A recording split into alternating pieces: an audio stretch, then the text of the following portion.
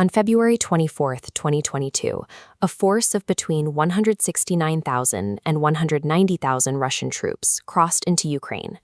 This tactical map from that morning shows 4 massive armored spearheads pushing across the borders from Belarus, the northeast, the Donbass region, and Crimea. The guiding doctrine relied entirely on speed and shock, aiming for complete state collapse before a defense could form. Look at the Northern Axis flow schematic.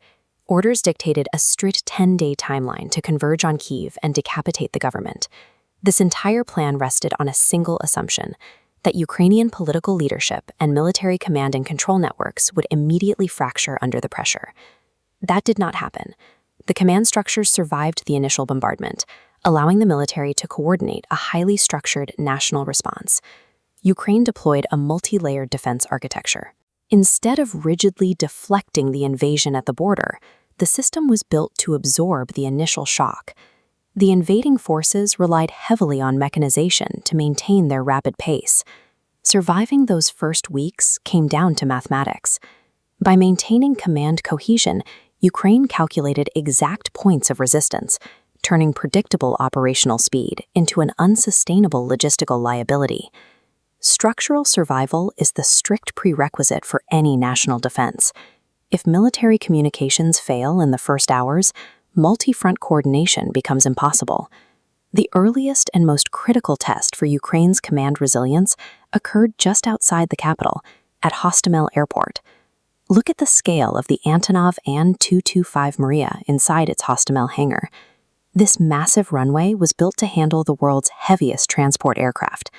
Russian airborne units, the VDV, attempted to seize the airfield on day 1. Their objective was to establish an air bridge, allowing heavy reinforcements and armor to land directly into the Kyiv suburbs. Ukrainian forces immediately coordinated a counterattack. They engaged the VDV units on the ground and contested the airfield's perimeter. Because the area remained contested, Russian transport planes could not land. The Russian airborne insertion strategy completely failed. Denying that air bridge forced the Russian military to reroute heavy reinforcements or land. This single defensive action fatally delayed their 10-day timeline. Once the Russian forces were restricted to overland routes, Ukraine employed defense in depth. This meant intentionally allowing enemy armor to advance and overextend, rather than attempting to hold a static borderline. This diagram traces the Russian 5th, 35th, and 36th armies pushing south toward Kyiv along predictable highways. As they extended, Ukraine activated territorial defense forces. These local units acted as friction generators, attacking supply lines and fragmenting the columns into isolated nodes. The local geography was weaponized to assist this. Suburban environments, rivers, and narrow road networks funneled the heavy armor into dense bottlenecks. Once the armored columns were trapped in these geographical kill zones, they faced constant engagement from infantry carrying shoulder-fired anti-tank systems. The result was severe operational gridlock. Mechanized units were forced to halt, and crews abandoned stalled or damaged vehicles along rural dirt roads. A massive numerical superiority in armor means very little when an asymmetric defender successfully funnels those vehicles into prepared choke points. Ground friction tactics require a contested sky. If an invading force achieves uninhibited air and sea supremacy, they can easily bypass or destroy surface choke points. This macro map displays how Ukraine prevented that. We see an interlocking network of radar and interception domes, combining legacy Soviet systems with newly integrated Western platforms, covering key urban and military centers. This integrated air denial stripped the advancing Russian ground forces of consistent close air support, leaving their columns exposed to the friction generators below. A parallel threat existed in the maritime domain. The Russian Black Sea Fleet held a significant advantage in traditional naval power along the southern coast. The core of this naval projection was the flagship cruiser Moskva, heavily equipped with radar and anti-air missile tubes to dominate the coastal airspace.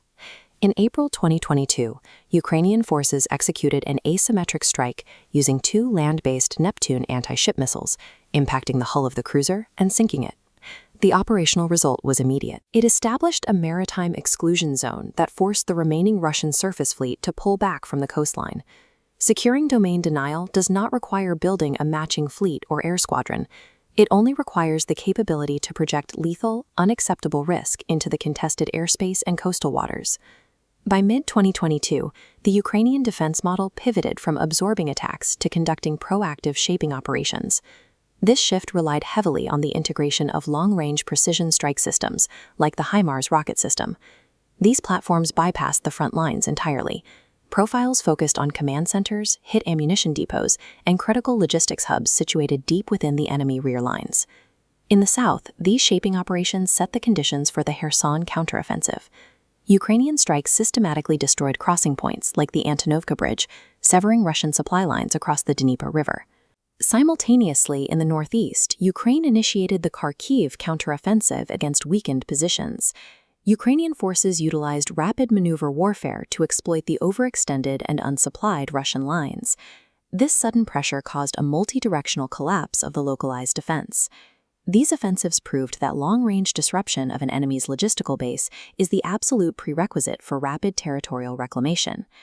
Following those counteroffensives, the conflict transitioned into a static attritional phase.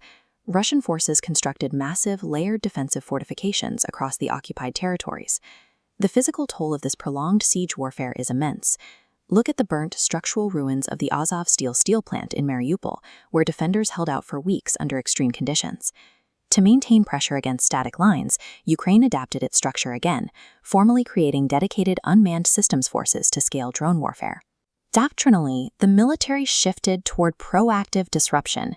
In 2024, the Kursk offensive pushed a salient across the Russian border, actively forcing the redistribution of enemy troops away from the primary front lines.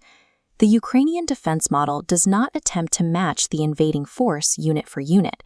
It relies on integrating sequential layers of friction.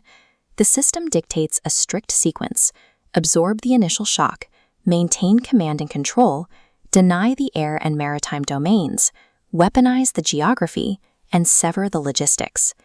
Ukraine survived an invasion optimized for speed by engineering a defense that transformed physical space into dense resistance.